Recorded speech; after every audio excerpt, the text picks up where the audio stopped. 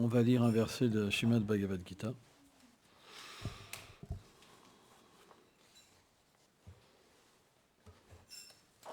Petit problème technique.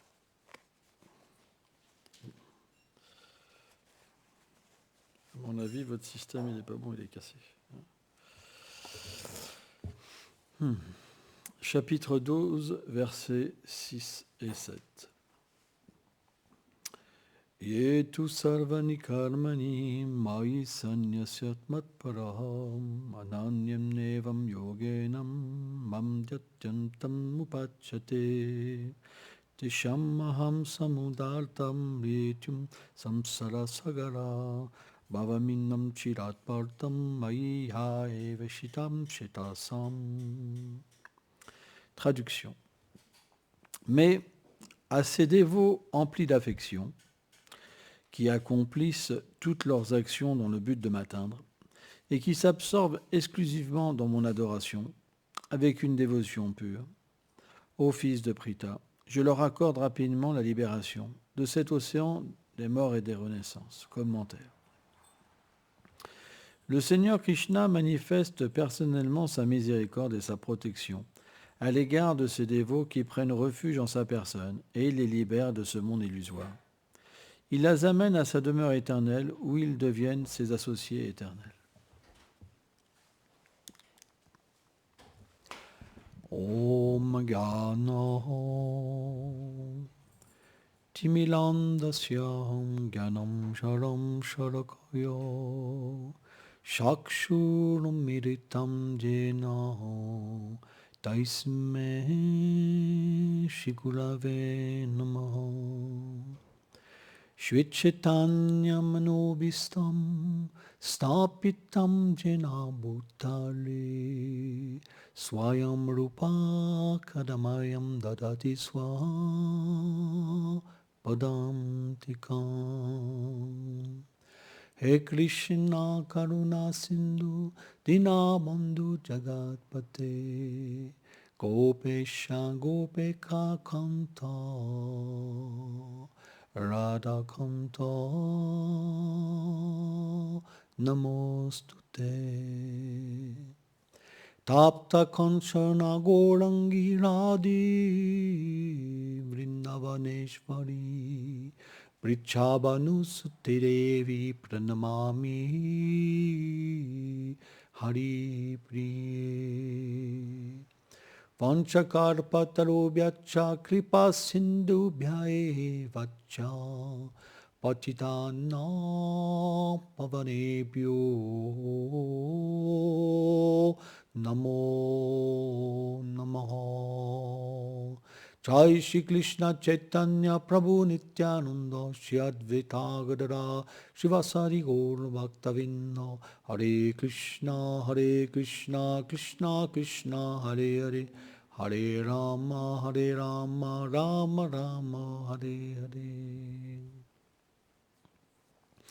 Namah Vishnu Padaya Krishna Pestaya Bhutale Shrimate Bhaktivedanta Swaminiti Namine Namaste Sarasvati Devi Gauravani Prachaline Nilveshesha Sunyavadi Prachachade Shataline.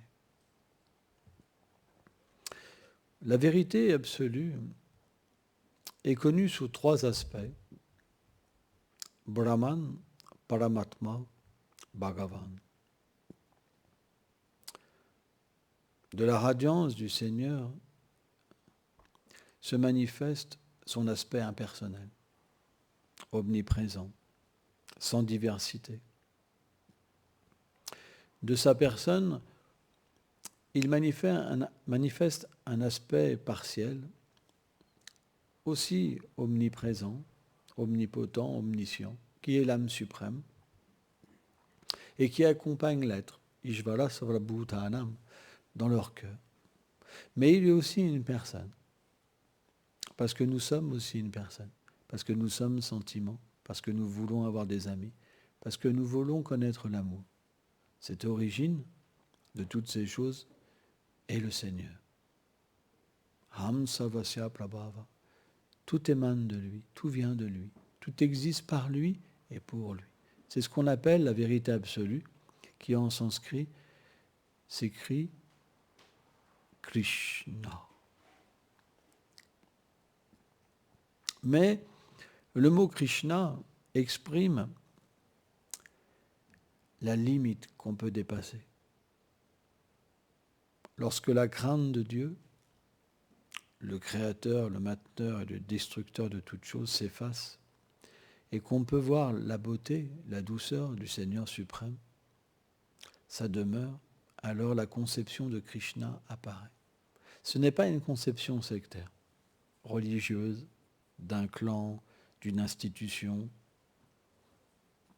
Alors bien sûr, le Vaishnavisme marque l'apothéose de la conscience dans le sens de la réalisation spirituelle. Mais très peu sont des âmes réalisées. La plupart pensent « je fais partie d'une institution et je n'irai pas mettre les pieds dans une autre ». Ou ceux qui sont dans une autre, ils sont des méchants, des mauvais, tout ce que vous voulez. Donc, bien que le Seigneur veuille libérer ses enfants de toutes les fausses conceptions, on a ce qu'on appelle un libre arbitre. Et ce libre arbitre, quand il est exprimé dans une condition qui n'est pas parfaite, le conditionnement matériel, il y a toujours une sorte de méchanceté, une conception de division, de disharmonie. Or, un des noms de Krishna qu'ont donné les grands Vaishnavas, c'est l'harmoniste. Rencontrer Krishna, ça veut dire devenir libéré de toute mauvaise conception. Pouvoir aimer tous les êtres.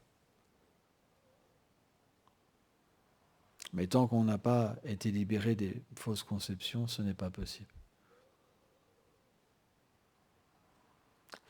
On continuera à penser, je suis hindou, je suis musulman, je suis chrétien, je suis ISKCON, je suis Gaudiya Math, etc., etc., etc.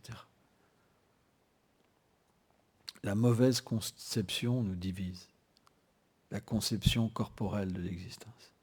Et c'est ce qui se passe partout. C'est pourquoi il faut comprendre pourquoi nous pratiquons, pour se libérer de toutes les conceptions matérielles. L'institution, elle n'est pas faite pour nous empêcher de nous libérer. Elle devrait être faite pour nous libérer.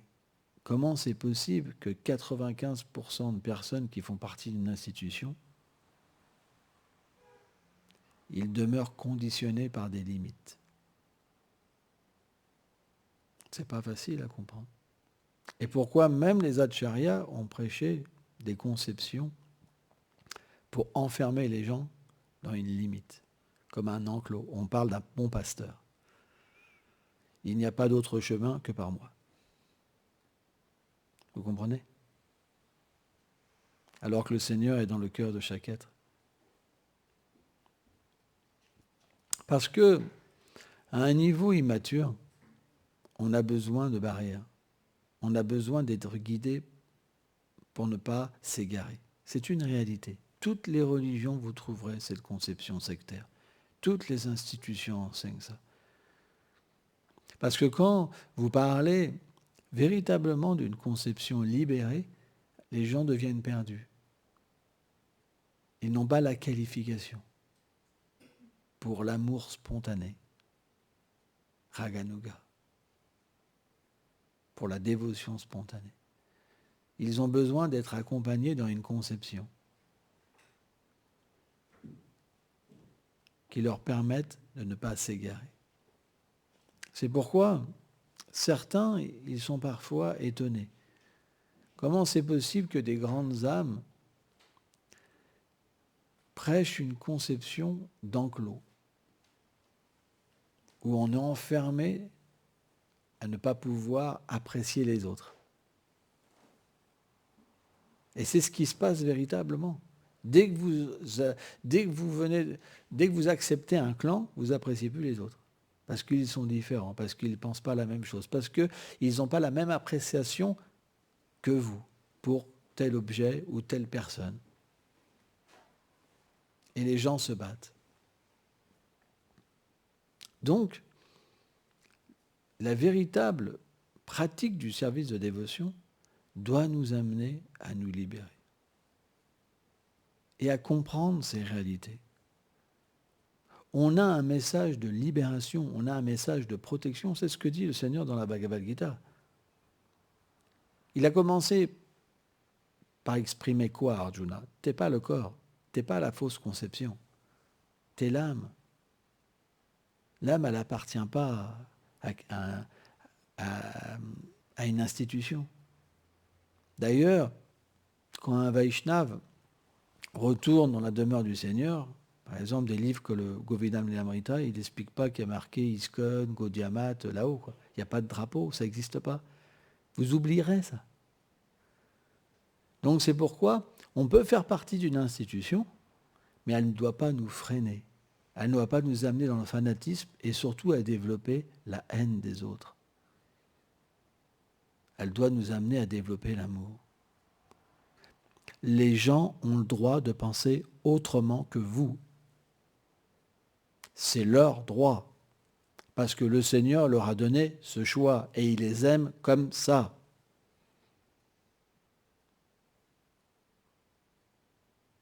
Je lisais une teneur et portée où Prabhupada exprime qu'en enviant d'autres religieux qui pratiquent une autre voie, en disant qu'ils n'adorent pas le même Seigneur, que ce n'est pas authentique, vous offensez le Saint-Nom, le Seigneur lui-même. Parce que c'est lui qui inspire. C'est pour ça, il faut être ouvert d'esprit. Le Seigneur est une personne. C'est ce que nous enseignent les Védas. Une personne, ça fait quoi? Ça s'exprime. Ça bouge. Les choses peuvent évoluer. Vous comprenez? L'enseignement n'est pas figé. Parce que cette personne qui est dans le cœur, elle peut s'exprimer quand elle veut, par qui elle veut. Et ce qui est vraiment intéressant, c'est qu'à chaque fois qu'une autre institution vient le jour, les institutions précédentes, elles critiquent comme quelque chose de pas authentique. Vrai ou pas? Et quand cette institution devient grande et qu'il y a une autre institution qui apparaît, elles font la même chose. Alors qu'elles critiquent toujours les anciennes institutions qui les critiquaient. C'est balèze quand même. Vous comprenez ce système d'enfermement? C'est incroyable. Ils critiquent les anciens qui les critiquaient et quand il y a un nouveau qui apparaît, ils font la même chose. Alors que leur gourou leur a dit de ne pas faire ça. C'est un enfermement psychologique énorme, l'institution. Et à cause de ça, on développe de la haine.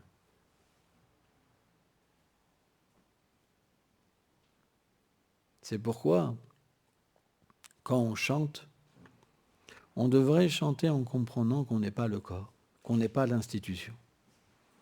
En méditant même sur l'Acharya, en comprenant que lui, il a une forme transcendantale. Parce que souvent, dans une institution, quand l'Acharya part, on crée un concept de l'Acharya que tout le monde doit accepter. Si vous ne l'acceptez pas, vous êtes, comment on appelle ça, un dévié, un hérétique. Voilà, c'est ça, un hérétique. C'est ce qui s'est passé avec le Vatican. Combien de personnes ont été grillées au feu de bois? Jeanne d'Arc, on a la preuve ici, à Rouen. Vous comprenez? Mais il y en a plein. Et encore, Jeanne d'Arc, c'est particulier. Mais il y en a plein qui ont été brûlés simplement parce qu'ils pensaient différemment. Donc on ne doit pas refaire les mêmes erreurs. Laissez les gens penser. Si vous laissez les gens penser, alors vous pourrez vous libérer. Mais si vous ne laissez pas les gens penser, qu'est-ce qui va se passer?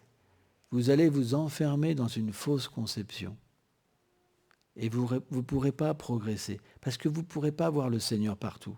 Le Seigneur Kapiladev explique que celui qui adore ma forme de déité, parce que le Seigneur se manifeste sous cette forme aussi, pour les néophytes, Pour ceux qui ne peuvent pas voir sa forme, il accepte son adoration. Mais ceux qui m'adorent mais qui me critiquent, alors que qui critiquent d'autres êtres vivants, qui envient d'autres êtres vivants, alors que je me trouve aussi dans leur cœur, je n'accepte pas leur adoration.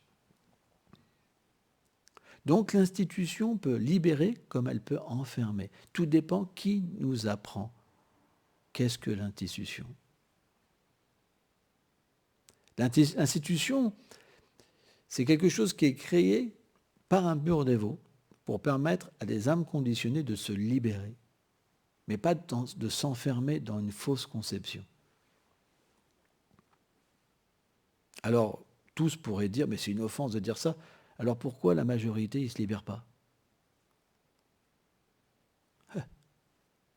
Tu peux répondre à ça ? Et ceux qui sont libérés véritablement.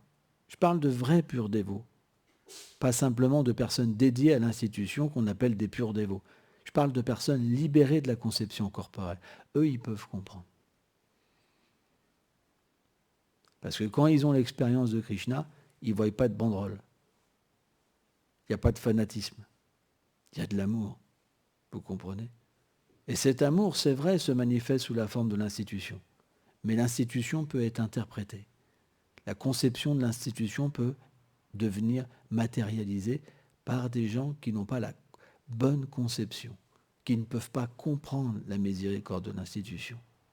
Et ça, c'est un problème. Il peut y avoir une déviation du concept originel, de la miséricorde originelle. Et au lieu de devenir un mouvement qui libère, ça devient un mouvement religieux qui empêche les gens de se libérer. Et ça, ce n'est pas une bonne chose. C'est pourquoi les leaders d'une institution, ce devraient être des âmes libérées, pour apprendre à ceux qui sont dans l'institution de se libérer et pas de s'enfermer. Et vous voyez, la plupart prêchent un enfermement psychologique. Et c'est vrai. Où vous vous mettez même à faire des vœux de rester dans l'institution. En fait, il y a une institution, c'est celle du Seigneur suprême. Elle prend différents noms, elle a différents aspects. Mais toutes les religions viennent du Seigneur suprême. Pourquoi empêcher les êtres de découvrir cette pluralité de l'amour? Vous comprenez ce principe-là? On ne doit pas se faire avoir par des prédicateurs qui n'ont pas la qualification et qui nous endoctrinent dans quelque chose qui va nous couper des uns et des autres.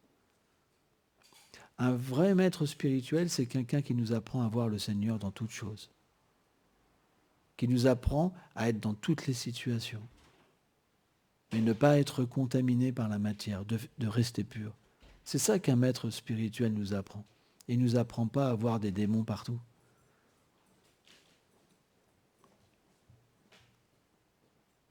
Et il nous apprend l'amour, le bon respect. C'est super important. Et là, on verra que les gens en général vont accepter cette voie, parce qu'elle est bonne. Mais pourquoi il y a si peu de personnes ? C'est parce que le langage est dur, il est tranchant, il est diviseur. Et on parle d'amour de Dieu, alors qu'on n'arrive pas à aimer tous les êtres. Mais c'est grave. Être dans un endroit où vous parlez d'amour, mais vous n'arrivez pas à développer l'amour, c'est ce qu'il y a de pire. Ça crée une frustration terrible. Vous comprenez ? Vous allez dire, on parle d'amour, l'amour, l'amour, l'amour, et puis il n'y a rien.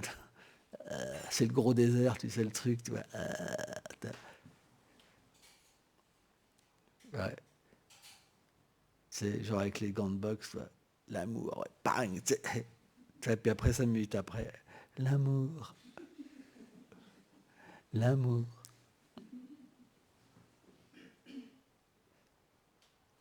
Alors bien sûr, on n'est pas parfait. Mais on peut au moins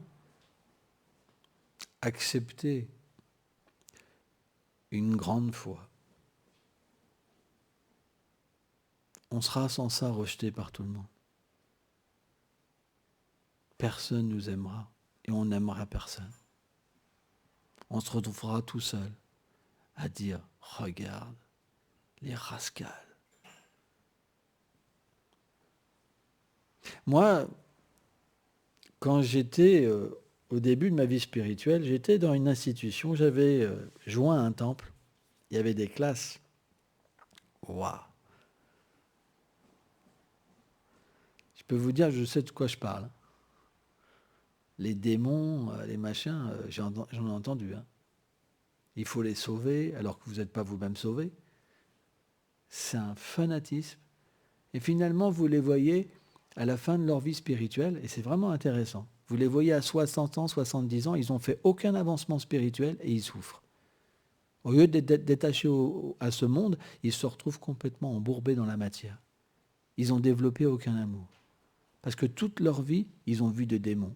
Toute leur vie, au détriment d'une pratique spirituelle qui devait leur faire développer l'amour de Dieu, ils n'ont pas pu, parce qu'ils voyaient la haine partout. C'est pas ça notre but. Il faut changer notre vision. Il faut changer notre vie.